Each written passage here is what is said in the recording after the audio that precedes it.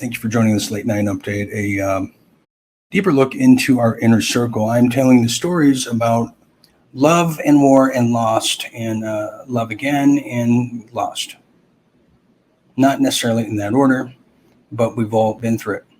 I have a lot of very epic, weird, off-the-cuff stories that have happened in my life. I've traveled all over the world. I've been lost in foreign countries, almost got in prison in Nicaragua, and went to jail, all these places, and places you wouldn't imagine. But in 2008, I was in a relationship with a girl who was very serious, and I was trying it out, and I said, I can be human too. I can be like everybody else. Everything everyone else is doing. I certainly want a successful personal life. And I've always been the guy that if I have a very good professional life,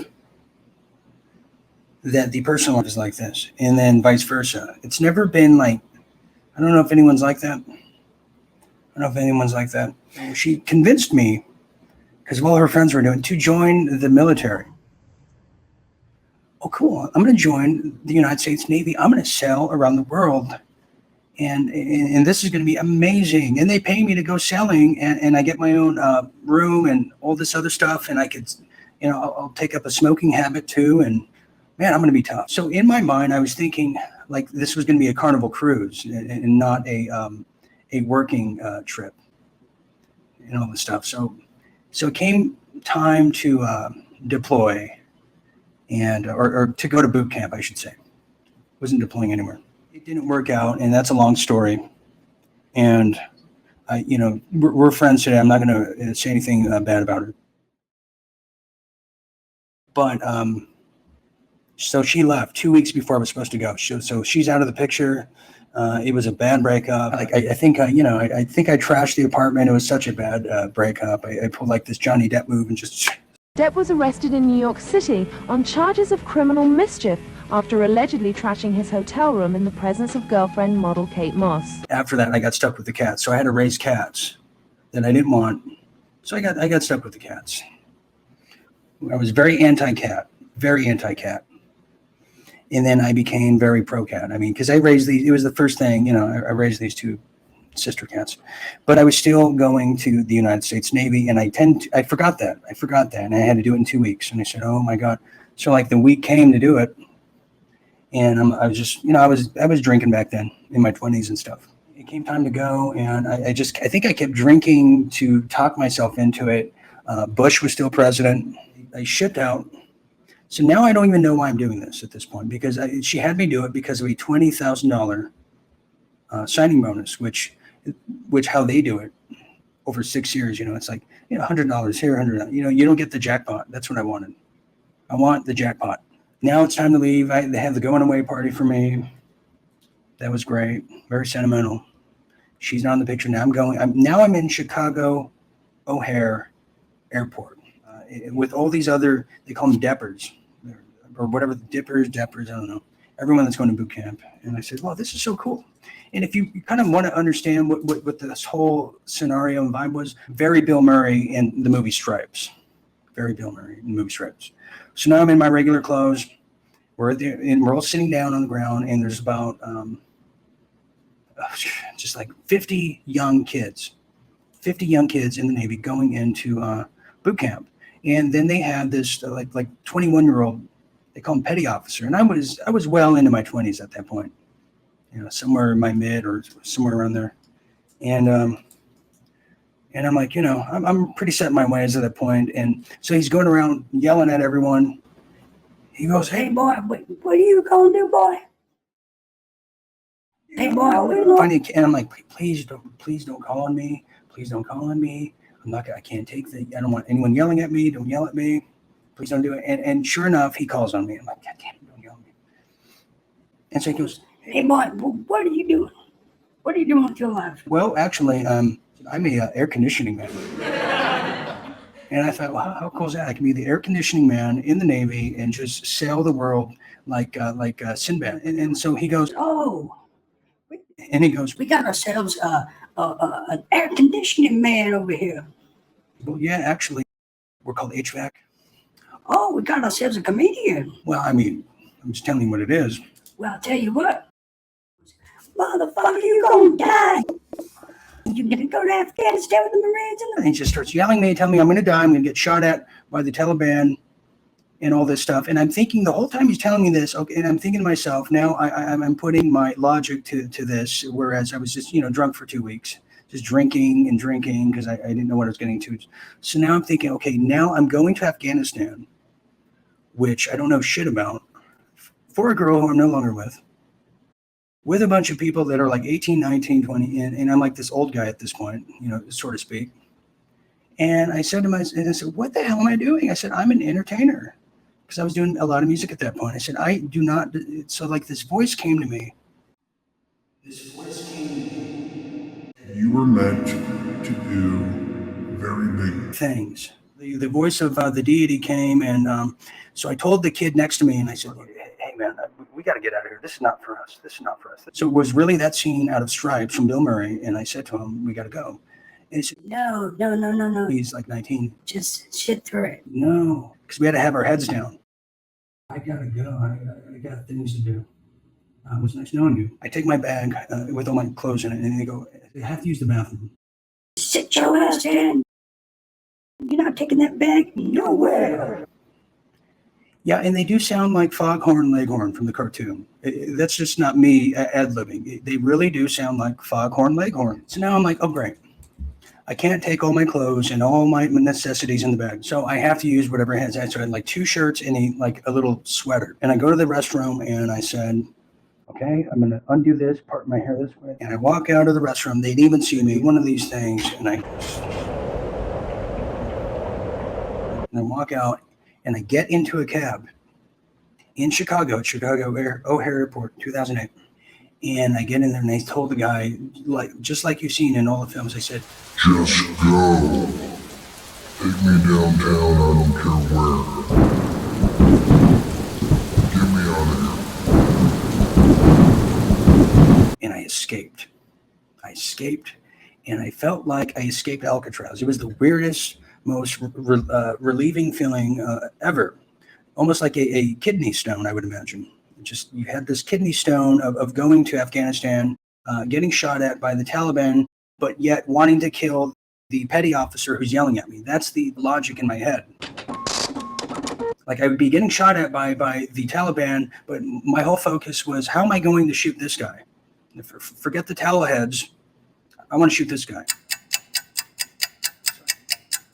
So I knew I couldn't be there, and I knew I had bigger things to do. So he drops me off. In downtown Chicago. I believe it was the Hard Rock Cafe or the House of Blues and all that.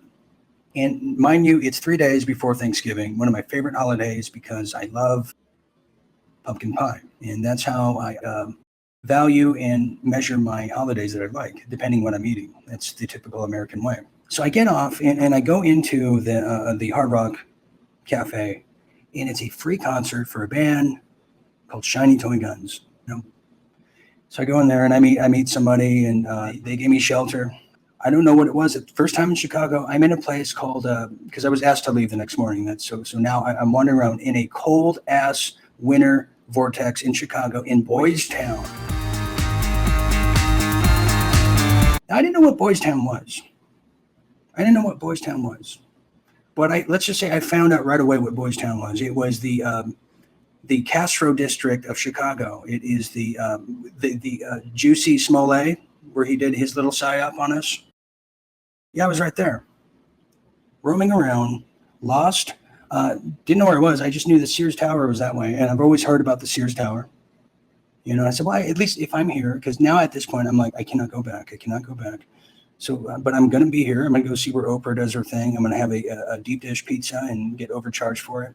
And I'm going to go see the Sears Tower, and I'm going to start a new life here. And and whatever girl this is that I met, I'll stick it out, and maybe we'll become an item, just because I do not want to go home in the humiliation. And, if you saw the party that I had before I left, you would understand that you cannot replicate that. So I'm roaming around, and it's getting cold, and, I won't go into the entire things of Chicago, because, I wound up in South Side Chicago at one point, and, this is before I knew anything. That's how dumb I was. Yeah, so I'm in South Side Chicago, and just the most nefarious groups of people. And I wound up at a Roach Motel, and I said, okay, I can't do this anymore. I only had like $200 on me. I said, I'm going to have to make that call home. So I did. It was one of the most humiliating calls ever.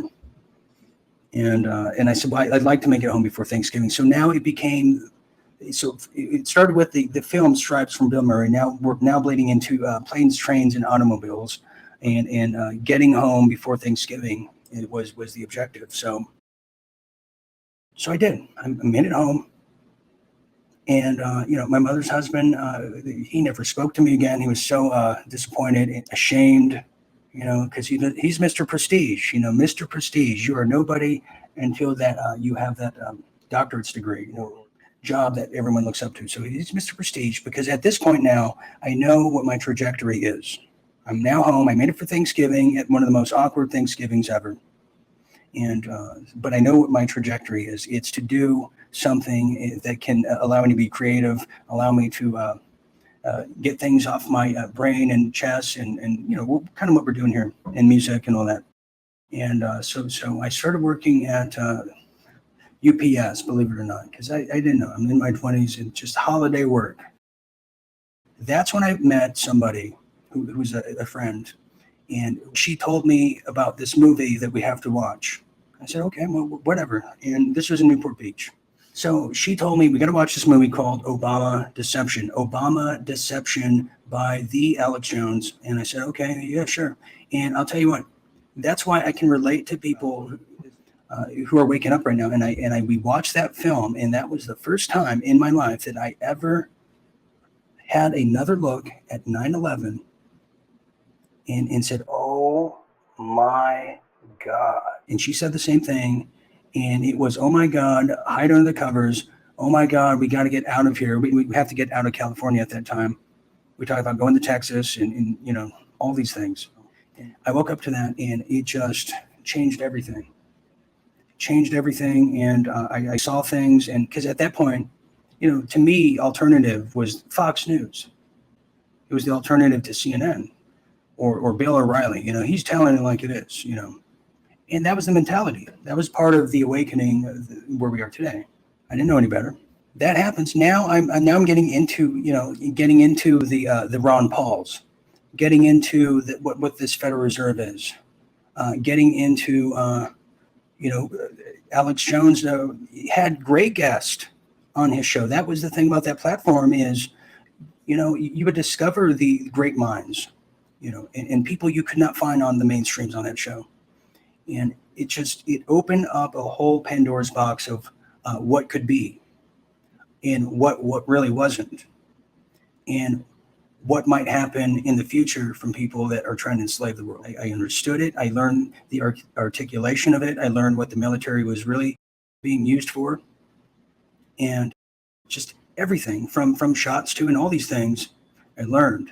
And I learned that from now on, these are the type of people I want to be around, the people that see the world for what it is, and or at least have some kind of inclination of what it could be and what it's not. And that was her. That was her, this particular person. Lisa, it is quite a story of great proportion of how I turned into the unusual person I am today. But that moment of waking up. I'm trying to imagine you in a little Navy costume.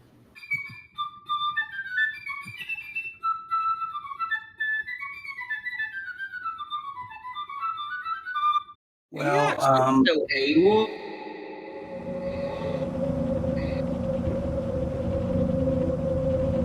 Sleepy. Be able still. Hey, Ron. Hey, Ron. What are you doing for? well, that's a good question. That's a very good question. That's a good question. So glad you asked. I want to say no.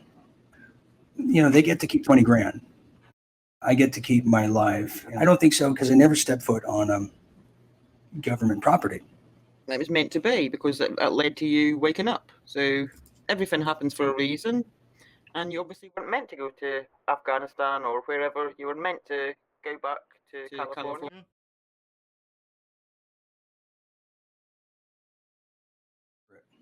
So continuing here, so now I'm back from this big Navy thing, right?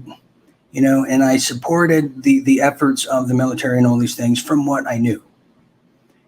There was no me going and researching and knowing people like Lisa or myself or anyone here. Where I was from, there was never people like this in my circle. So I didn't know what I don't know. I've now escaped the Navy, thank God, because somebody was going to die.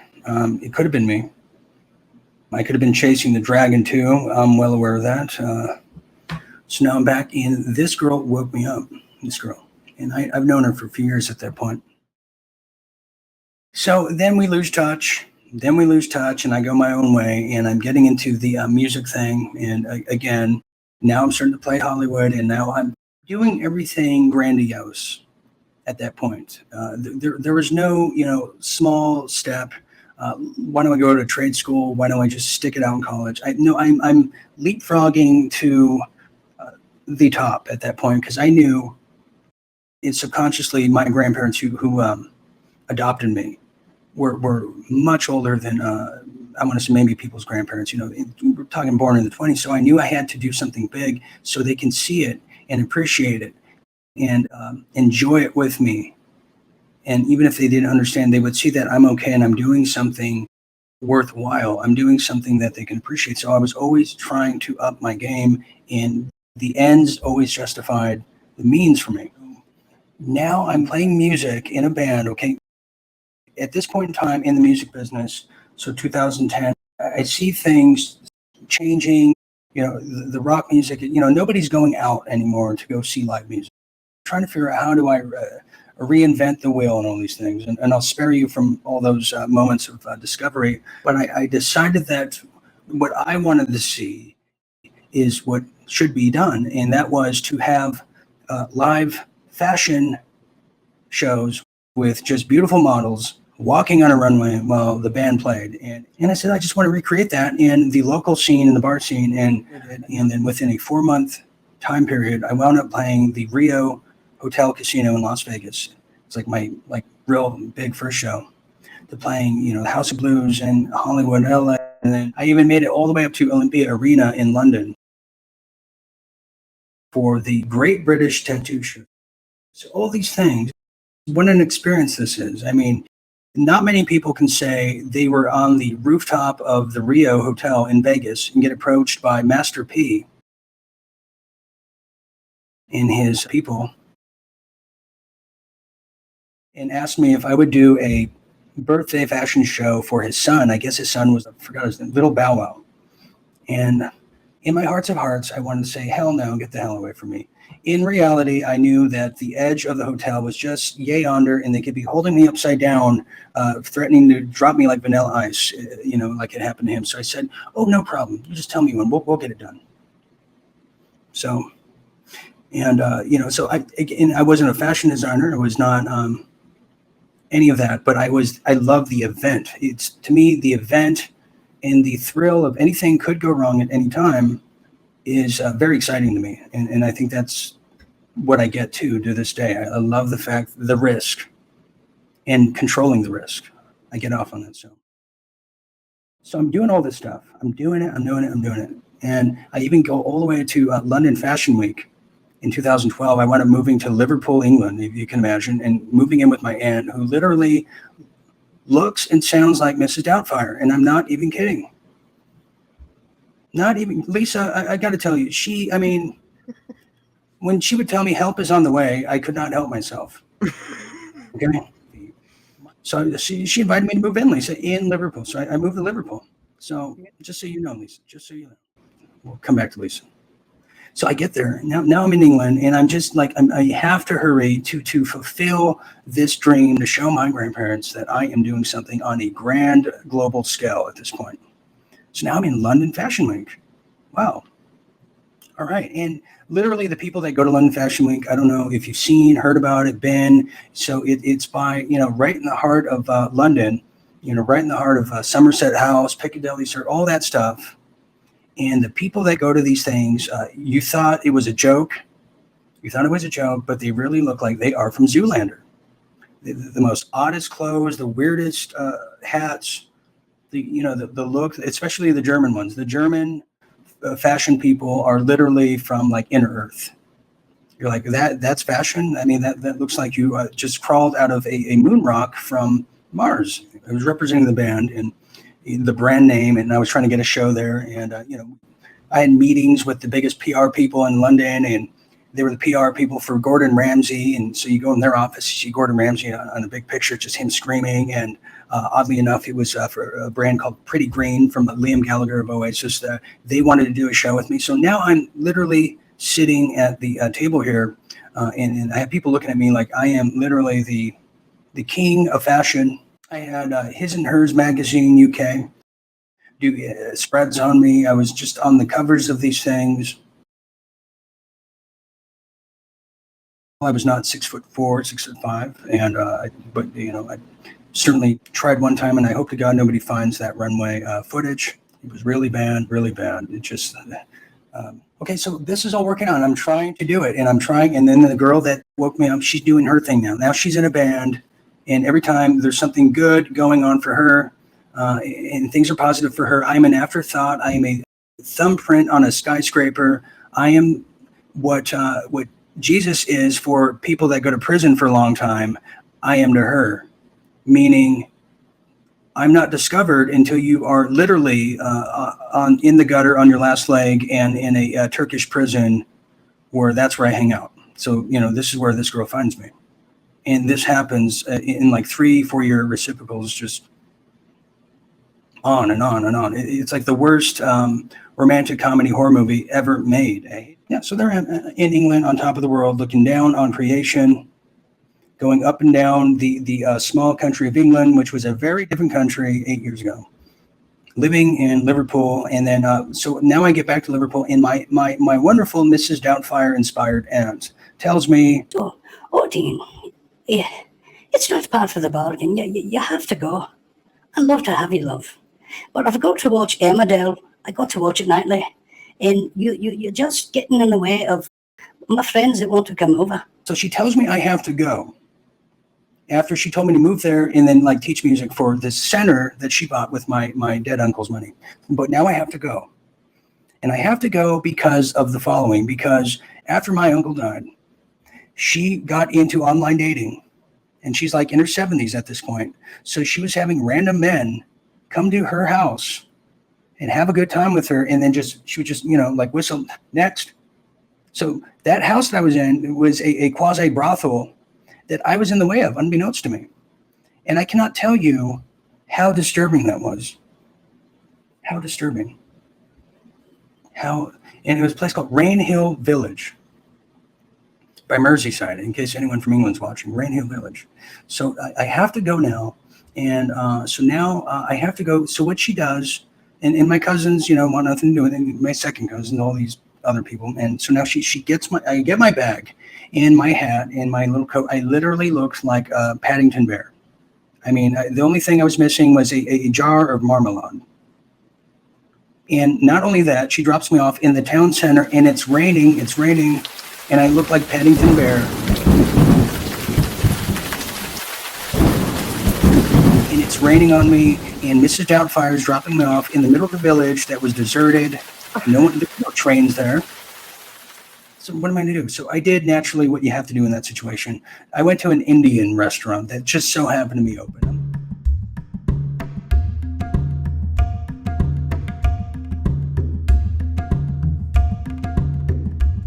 Sir, are you ready for your table?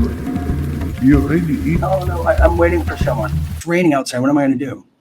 Stand there with my briefcase and my umbrella and my jar of marmalade? So I said, no. Asura, just wait. Asura, are you ready? Wait. And they have the oddest names. His name was like Peter Johnson. It's never, their birth name. I said, Mr. Johnson, please wait.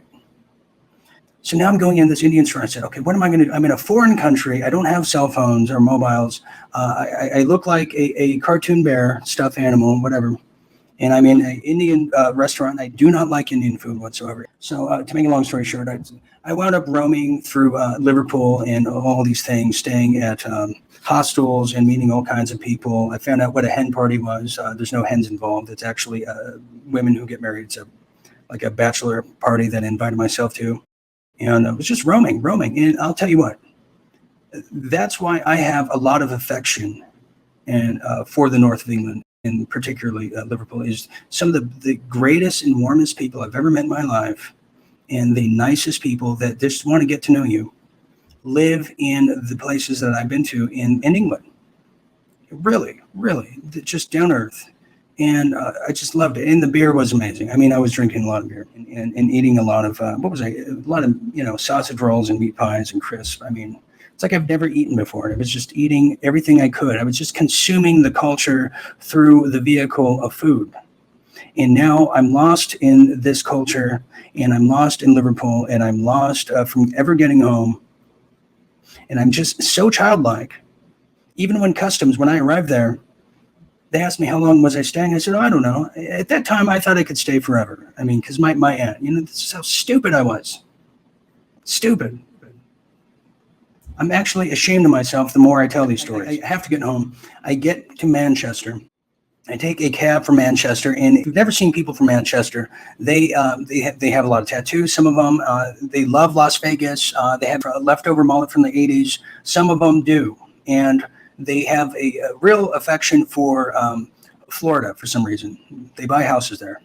So these particular British people. And he said, and so he takes me to the airport, and I said, finally, I'm going home. And I bought a ticket, and it was a steal from Manchester to LA. I got a $300 ticket.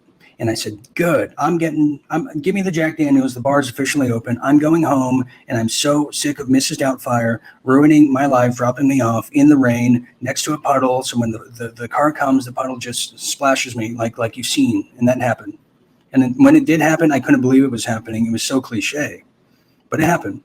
So now I'm at the airport, and I'm getting ready to go. And then it's about like 4 or 5 in the morning, I'm getting on the plane, I'm ready to, and I realized something. I said, Oh, dear God, I'm a complete idiot. And I'm drunk right now, and there's not much I can do about it. I accidentally purchased a plane ticket from Manchester, New Hampshire to Los Angeles, not Manchester, England. So now I'm extremely screwed in the middle of nowhere. And I'm extremely drunk because I got really drunk at that airport. I got so drunk, I was buying people in the terminal shots of Jack Daniels that didn't even want to drink. So I was threatening people to drink with me. You ever get that? That way where you start threatening people like, you're going to drink with me or there's going to be hell before. So now I say, what the hell am I going to do? I'm awake to the world. I got a girl that may or may not want to have anything to do with me that was awakened with me in all these things. And I'll tell you what, I managed to talk to Egyptian Airlines. And I told them that there was a mistake in the ticket and it was their fault. But then I said, well, to be honest, it might have been the French. For some reason, I had an idea that the Egyptian Airlines had some kind of rivalry with the French airline. And lo and behold, they did, actually. And so I said, just give me a flight out of here. And then they said the only flight they had available was a flight from Manchester, England to Costa Rica, San Jose, Costa Rica. And I said, okay, well, I don't really have summer clothes and I wasn't planning on this, but that's closer to LA, so I'll take it. So now I'm on Egyptian Airlines sitting next to Baghdadi and his 5 kids, all in backpacks, and his wife, who you just saw the eyelashes of. And I'm sitting on this plane with them. And, I don't know what it is, too. Has deodorant not been discovered in these regions of the world? I mean, my God. There was not a clothespin that could have just prevented the leakage now going into my pores. And with my Jack Daniels soaked body, intoxicated body, imagine that scene. Yeah, England has a lot of unusual imams. It's usual. So I get to Costa Rica.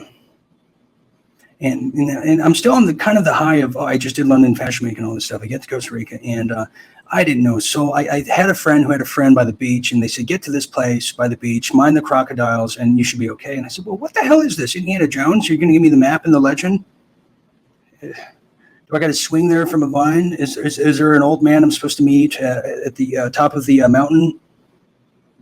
You know, all these things. I'm trying to get home. I've been on the weirdest journey of my life that started in Chicago, that had me in the depths of a Piccadilly circus, that has sat me next to the Bin Laden family on the Egyptian Airlines. By the way, they don't tip, very cheap. Now I'm in Costa Rica, dressed as Paddington Bear, where it's hotter than hell. I haven't used Spanish in years. It took a total of 4 years of it, 2 in high school, 2 in college, and it meant absolutely nothing because I've never used it and I forgot it all. And I never paid attention when I was in the class. And so now I'm in Costa Rica, and I said, what am I going to do? So I wound up living like in a little hut, living off coconuts, and chopping them with a machete, and potatoes and lime, and waiting on money transfers that were impossible to get, and just swimming and just. I said, I think I might be stuck here for the rest of my life, living on an island like Gilligan's Island, like a castaway, and I did it. So I was like there for 3 weeks, and I'll tell you, Jaco Beach. If you have never been to Costa Rica, Jaco Beach, which it's kind of changed. There's a lot of prostitutes now, but there wasn't as many back then, from what I hear. So that happened, and so make a long story short, or to make a long story not as long, because it's been long, and you've been so gracious. I wound up going back to, L.A. as people see it, but Orange County. And thank God I did. And I didn't know what I was going to do, but I said, this has been an experience. And it was 2012. It was the Mayan calendar, everything, the Ron Paul, all that stuff. And I said, what am I going to do? And I'll tell you what happened is the following months going into 13, that was the game changer. And I lost it. I got sued by VH1. Okay, I got sued by VH1's Fashion Rocks to take my show. My show is called Fashion Rock Show. Similar concept, but whatever. And they're going to take me to federal court in New York. So now I'm like, God, I just got home. Now I'm getting ready to go to federal court. What am I, like Larry Flint, The People versus Dean Ryan? I mean, this is insane. I just survived England and the Scouses and all the Liverpudlians. Now I'm going, and so all this stuff happened. Now I'm getting ready to go to federal court. I said, I can't believe this. So I asked my friend Clyde. I said, Clyde, I need a lawyer. I need it now. This is my livelihood. I mean, everyone's always trying to steal my work from me to this day. Christine's here. She remembers this adventure. Christine, thank you for joining. Thought you were in the witness protection program. Glad to see you are still alive. Yeah, Christine was there because I had a fashion show going on in LA, and she helped produce it. And so I was on the phone with these people on how to do it. And I'm back, and I'm getting ready for court. And so my friend got me this lawyer, like this Obi-Wan Kenobi lawyer, this Mr. Miyagi type. He was this older man from New York, or from Chicago, but originally from New York, old Jewish lawyer. And he actually wound up being the lawyer for Sammy the Bull, the Joe Pesci character in Casino. This was the lawyer for that group, that mafia group that got them off. Not off, but got them out of legal hot water in prison. This was that lawyer. He was supposed to be in the movie Casino. Martin Scorsese asked him to be in it. And he said, no, I don't want to be in it because the idea in the memory of my client getting hit in the cornfields with baseball bats, him and his brother, I cannot bear to think about that again. Yeah. Larry Worksman. Good man. Grumpy, but good man. And so anyways, he won the case for me. I never had to go there. So anyways, thank you everybody for joining us on this late night update. Say thanks for allowing us to share and bear our souls tonight, as in yours as well. So I just want to tell you, stay tuned, stay awake. Good night, everybody. Good night.